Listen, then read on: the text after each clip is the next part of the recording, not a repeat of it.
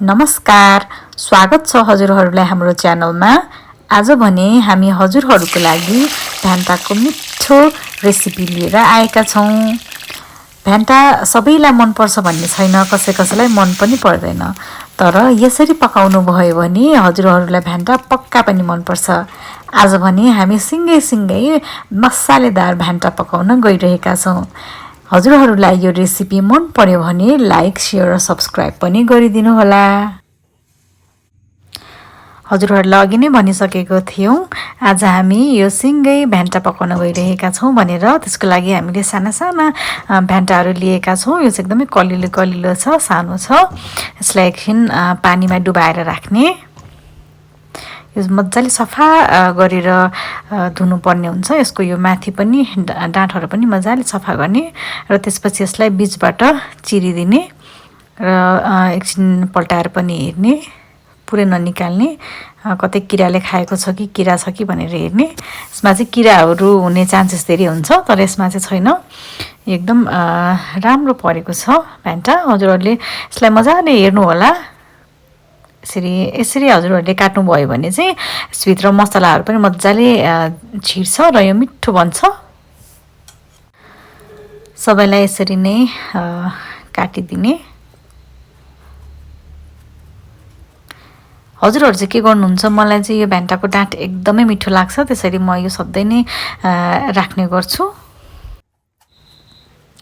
हामीले सबै काटेर पनि रेडी गरिसकेका छौँ। यो भ्यान्टालाई हेर्न सक्नुहुन्छ, सानो छ, एकदमै राम्रो छ है। यो सानो छ। अब एउटा कराईमा तेल पनि तताउँ।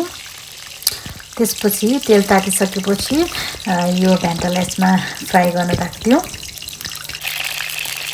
यसरी मजाले उल्टाइ गरेर यसलाई फ्राई गर्नुपर्ने हुन्छ। यसलाई फ्राई गर्दाखेरि चाहिँ उल्टाइ गरेर सबैतिर पाक्ने गरेर फ्राई गर्नुपर्ने हुन्छ। हेर्नुहोस् त, हामीले यसरी पल्टाइ यसलाई फ्राई गरिरहेका छौँ। हल्का गोल्डन कलरको हुँदै आइरहेको छ यो।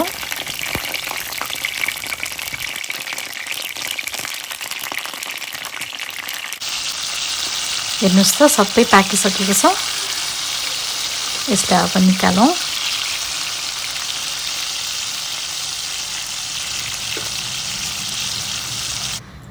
यसरी निकालिसकेपछि अब हामी यसको लागि ग्रेभी रेडी गर्नतिर लागौँ। अघिकै तेलमा हामी यसमा प्याज पनि राखिदिउँ। मसिनो गरेर काटेर राखौँ प्याज पनि। प्याज राखिसकेपछि यसलाई गोल्डन ब्राउन हुन्जेलसम्म फ्राई गरौँ। मजाले फ्राई गर्ने एकछिन। हेर्नुहोस् त, गोल्डन ब्राउन पनि भइसकेको छ।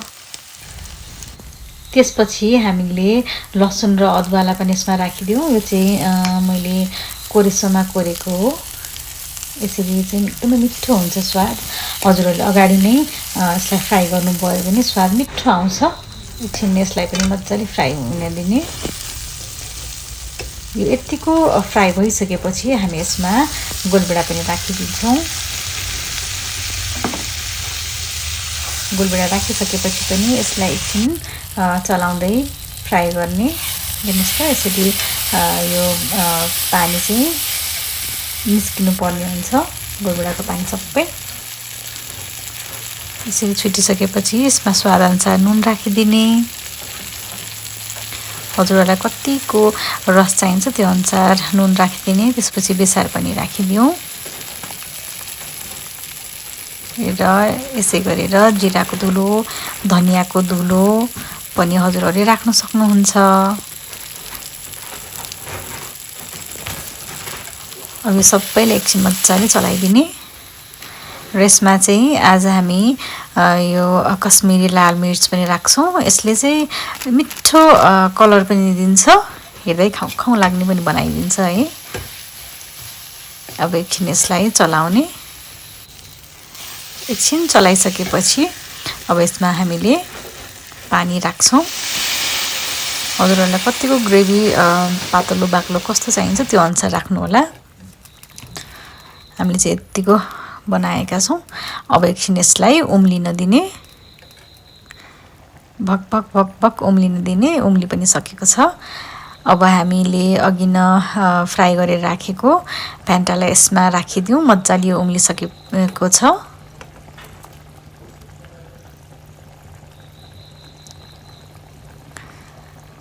अब यो राखिसकेपछि एकछिन यसलाई मजाले चलाइदिउँ।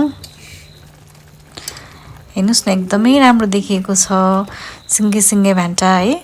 हेर्दा पनि मिठो, यो खाँदाखेरि पनि एकदमै मिठो छ। अब एकछिन यसलाई उम्लिन दिउँ। भकभक उम्लिन दिने। यो हामीले अघि न पनि फ्राई गरिसकेको भएर यो पाकिसकेको छ। एकछिन मात्रै मसलाहरू छिर्नको लागि मात्रै 1-2 मिनेट उमालिदिँदा हुन्छ। हेर्न सक्नुहुन्छ हजुरहरूले एकदमै राम्रो मिठो देखिएको छ। एकछिन उम्लिसकेपछि यो हाम्रो भ्यान्टाको तरकारी रेडी भयो। हजुरहरूले पनि यसरी नै आफ्नो घरमा मिठो भ्यान्टाको तरकारी बनाउन सक्नुहुन्छ र आफू र आफ्नो परिवार साथै इष्टमित्रहरूलाई पनि खुवाउन सक्नुहुन्छ। यो रेसिपी चाहिँ हजुरहरूले एकपल्ट पक्का पनि ट्राई गर्नु होला। हजुरहरूलाई एकदमै मिठो लाग्छ। हेर्नुहोस् त एकछिन उमालिसकेपछि यसको रस पनि हल्का सुकेर ग्रेभी बनाएका छौँ हामीले।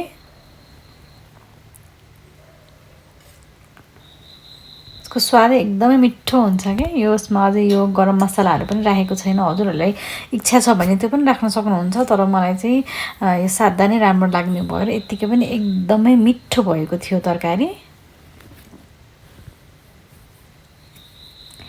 यस्तै भिडियोहरूको लागि हाम्रो च्यानललाई फलो पनि गर्दै गर्नुहोला।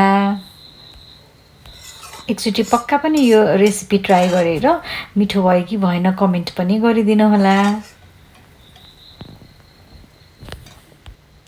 यस्तै कुकिङको, प्लान्टिङको, पेन्टिङको अथवा ट्राभलिङको भिडियोहरू हजुरहरूलाई मनपर्छ भने हाम्रो च्यानललाई फलो पनि गर्दै गर्नुहोला।